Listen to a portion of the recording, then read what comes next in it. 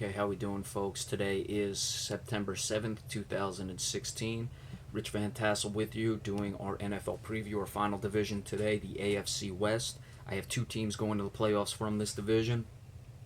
They play both South divisions in the NFC and AFC South. The first place team I have at 10-6, the Oakland Raiders, a team I picked to make the playoffs last year. They went 7-9. Maybe it was a year too soon, but you can definitely see that this team is on the rise. You look at the schedule to open for this team, very favorable. They go to New Orleans, which may be difficult, but I don't think the Saints are going to be that good this year. The Falcons, the Titans, the Ravens, the Chargers, the Chiefs, the Jaguars, and the Buccaneers in the first eight, and their second eight may even be easier than that, but certainly there is potential for them to get off to a hot start. On the offensive side of the ball, we'll get into more of this when I do the postseason award predictions. Derek Carr, to me, is a dark horse MVP candidate. You look at his numbers last year, he threw 32 touchdowns to 13 interceptions, did fumble the ball 8 times. That's a little high. Just shy of 4,000 yards, 13 yards shy of 4,000 yards. His rating was over 90%. I don't think that's QBR, but altogether his rating is 83, just shy of 84%. So if he can elevate those touchdowns by a little, and it's not like 32 isn't impressive, and bring those, certainly the fumbles down and maybe the interceptions down a little more, and gets this team in the playoffs since the first time since 2002, I think you would have to consider him.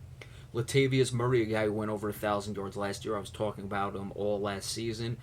You were looking at a guy who never really had to carry the workload and had a high yards per carry. His yards per carry was right at 4, I think it was 4.3 yards last year. It may have been 4, and now he's at 4.3 for his career. So that's certainly good enough, went over 1,000 yards. Of course, you have Amari Cooper, who's coming into his second year. He was very good as a rookie, but you'd like to see him to continue to improve. Went over 1,000 yards, only 6 touchdowns. I'd expect him to find the end zone more. You also have Michael Crabtree, who's a very good veteran at wide receiver. Offensive line is decent. I don't think they're as good as some people may think.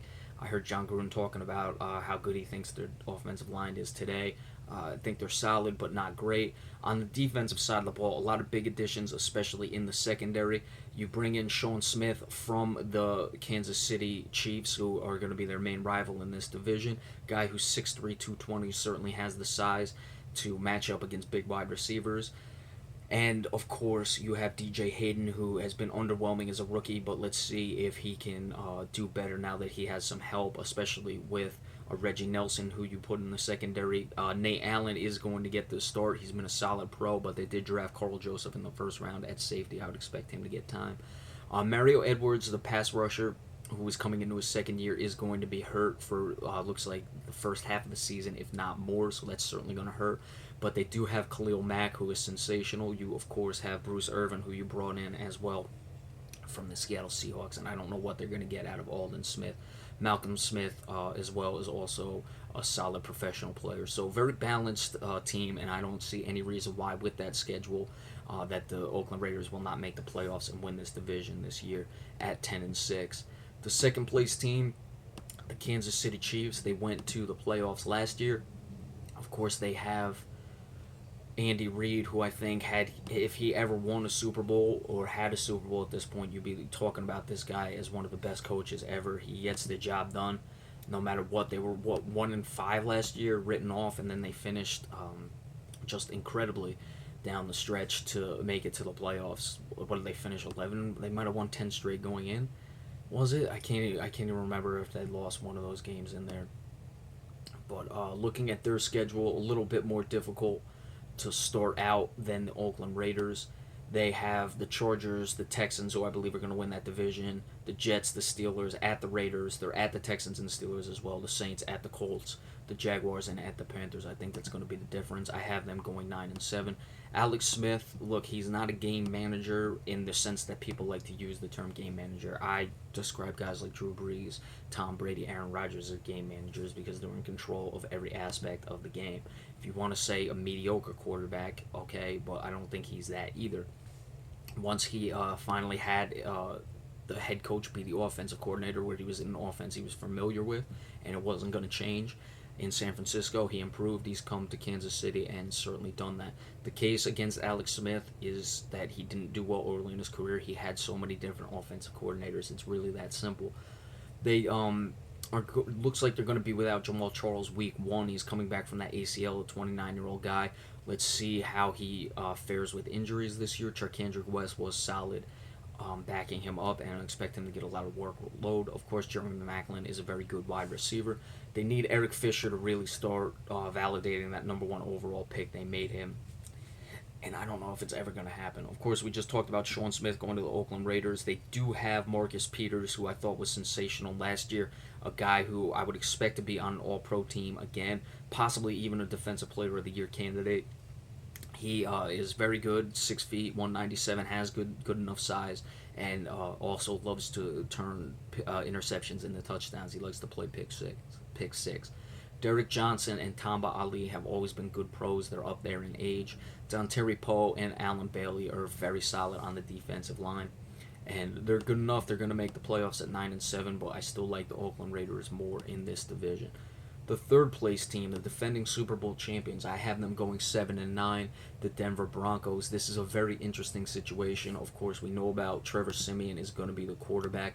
You lose both Peyton Manning and Brock Osweiler in the offseason. Their quarterbacks were not spectacular last year, however. So with that defense, I wonder if they can still keep it up. That's why it's really difficult to predict this team. I think the quarterback departures are too much, and going with a 7th-round guy is going to prevent this team from making the playoffs and finishing 500 or better. That's why I have them 7-9. They have a pretty tough opening stretch. They, of course, have the Panthers tomorrow night hosting them. The Colts will be better. The Bengals, the Buccaneers, who I think are an improved team. Then it starts to soften up, but down the stretch, it's not going to be easy because they play the Chiefs twice in, the final 6 games of the season? Yeah, the final 6 games of the year. So that's going to be difficult for them, and I think that's what's going to keep them out of the playoffs. They may be competitive up to that point, but I think the Chiefs are going to eliminate them late. Of course, you have Trevor Siemian starting, the 7th-round pick. Let's see how long it is until Paxton Lynch gets time. Well, running backs, C.J. Anderson was good, and he's going to have to carry the load because Devontae Booker, the rookie, and Capri Bibbs, not really seeing much out of them. Of course, the receivers are very good with Demaryius Thomas and Emmanuel Sanders. Let's see how well they play with a 7th-round pick. They added Russell Okung, who I think will help that offensive line. Ty Sambarillo is also solid at the tackle positions. No more Luis Vasquez, however, on the offensive line, and he was always very good for them. In the secondary, T.J. Ward, good safety. Aqib Talib is a top-end cornerback. He is very underrated, so they're solid there. Ward, of course, the safety. Aqib Talib, the cornerback, so they have good players in the secondary. Von Miller, we know what he does on the pass rush. He's very good. Derek Wolfe, underrated in that 3-4 scheme. Does a lot of good things. DeMarcus Ware, of course, is more of a specialty pass rushing player at this point in time. But we know that defense. Of course, Shane Ray, I would expect more from him coming into his 2nd year this year. So the loss of Danny Trevathan is very big for this team. He was always very solid. Brandon Marshall's going to have to pick up a lot of the slack in the linebacker position. Just too many questions with that quarterback position for me to give the defending Super Bowl champions the benefit of the doubt. I have them missing the playoffs. Last place team, San Diego Chargers. I have them going 6-10, which will be an improvement of last year. We know that their offense can play with Phillip Rivers. Their schedule, they open with the Chiefs in Kansas City. I expect that to be a loss. The Jaguars, that's a team that I think the Jaguars are going to be able to beat, or that's a team that they would lose to because I think the Jaguars improve. The Colts, the Saints, and the Raiders. I could see this team not winning any of its first 5 games. Then the Broncos as well. So this could really get out of hand quickly. But you would hope that there's enough professional players on this team that they can figure out a way to win some of those games. Of course, Phillip Rivers, they threw the crap out of the ball last season. He was definitely over 4,000 yards. May have been close to 5,000 yards. They were just throwing the ball like it was going out of style last season. Yeah, over almost 4,800 yards, had 29 touchdowns last year. Let me see his interception numbers from last season. 13 interceptions, so not terrible there. But, they just completely abandoned the running game last year. Let's see if they can balance it out more this season. You have, of course, Danny Woodhead, but he's more of the pass catching running back at Deion Lewis, Darren Sproles, Lance Dunbar, that type. Melvin Gordon was disappointing last year, and of course, they probably would have rather had Todd Gurley. Of course, well, not probably, they would have rather had Todd Gurley. Stevie Johnson, solid wide receiver. Travis Benjamin, we'll see what he can bring to the table. Of course, Antonio Gates at 36, got to see what he has left. I like the addition of Matt Slauson. There looks like they're going to move him to center. DJ Fluker, pretty good on the tackle. King Dunlap has been underwhelming throughout his career, but certainly there's decent talent on the offensive line. But their offense really isn't the problem. Defensively, they were bad last year. They lose Eric Weddle, the sensational safety, so I expect them to be even worse. Melvin Ingram is a pretty good linebacker. Just looking at it, though, Brandon Flowers, while he's a professional cornerback, he's only 5'9", certainly doesn't have the size, and their safeties just are terrible. Joey Bosa, they finally got him in. Let's see if he can improve that pass rush. But there's just not anything there on the defensive side of the ball that's going to help this offense be able to compete and be able to keep themselves competitive, especially with a very good division that they're in. We have two playoff teams, and of course the defending Super Bowl champions in this division. So 6 wins may be a stretch, but I'd expect them to improve at least a little bit.